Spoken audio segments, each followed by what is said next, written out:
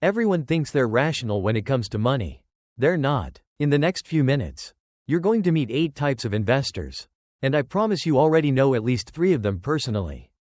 One of them might even be you. Let's start with the panic seller. This investor buys high, out of pure FOMO, absolutely convinced this is the one stock that's going to change their life.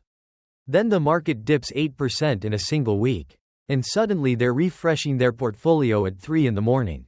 Heart racing, palms sweating, so they sell, immediately, at a loss. And then, 6 months later, they watch that exact same stock triple in value. From the sidelines, wondering what went wrong. The truth is, the panic seller doesn't lose money because they pick bad investments. They lose money because they can't survive their own emotions. The market didn't beat them. Their nervous system did. Next, meet the Dividend Grandpa. It doesn't matter if he's 25 or 75. This investor has the soul of a retired accountant. He owns the same 8 blue-chip stocks his father owned. And probably his grandfather too. He reinvests every dividend automatically, without even thinking about it. He hasn't checked his portfolio in 4 months. And honestly, he's not planning to anytime soon. While everyone else is panicking during a crash, the Dividend Grandpa is quietly buying more. Completely unbothered. Boring? Extremely. Rich in 30 years? Also extremely. There's a reason this strategy has survived for over a century. Then there's the Crypto Evangelist. Everything, and I mean everything, is going to the moon. Every conversation, somehow, circles back to blockchain. Even Thanksgiving dinner. Even a friend's wedding toast. This investor has made life-changing money. Twice. And lost almost all of it.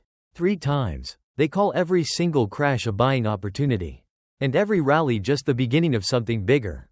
Here's the twist though, sometimes they're actually right. And that's exactly why it's so hard to convince them to stop. Now, the index fund minimalist. This person has read exactly 1 finance book in their entire life. And decided that was enough. Low-cost ETFs.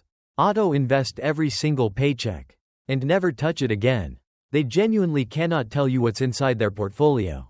Beyond something like the whole market. Basically, it's not exciting content. I'll admit, it doesn't make for a great story at a dinner party. But historically, this boring, forgettable strategy beats about 90% of professional fund managers over the long run. Sometimes doing almost nothing is the smartest possible move. Let's talk about the investor who has a guy. This one has never, not once, made an investing decision they could actually explain in full sentences. My cousin's friend works at the company. And he says it's about to blow up. That's it. That's the entire thesis. No research. No numbers. Just vibes and a whispered tip passed down through 3 degrees of separation. Sometimes it works out beautifully. Usually, it does not. But the story is always incredible at parties. Win or lose. Then we have the Spreadsheet Perfectionist. 14 tabs. Custom formulas nobody else could ever understand. A full 5-year discounted cash flow model. Built for a company that's worth about $40. This investor will out-research absolutely everyone in the room. And still somehow miss the deadline to actually buy the stock. Because, quote, the model just needs one more adjustment. For the Spreadsheet Perfectionist, analysis was never really the problem. Paralysis was.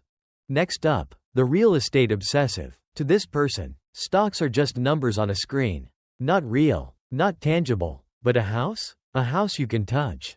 Never mind the leaking roof. The tenant who hasn't paid rent in 3 months. Or the mortgage quietly eating half their paycheck every single month.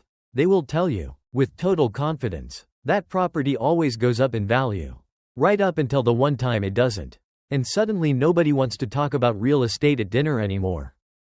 And finally, let's talk about the social media trader. This investor's entire strategy lives inside a 5-second video with a flashy thumbnail and a stranger shouting about the next big stock. They don't read earnings reports. They read comment sections. Confidence isn't built through research here. It's built through likes, and through a chart that's been drawn with a red arrow pointing straight up. When it works, they post about it immediately. When it doesn't, somehow, that video quietly disappears from their profile a week later.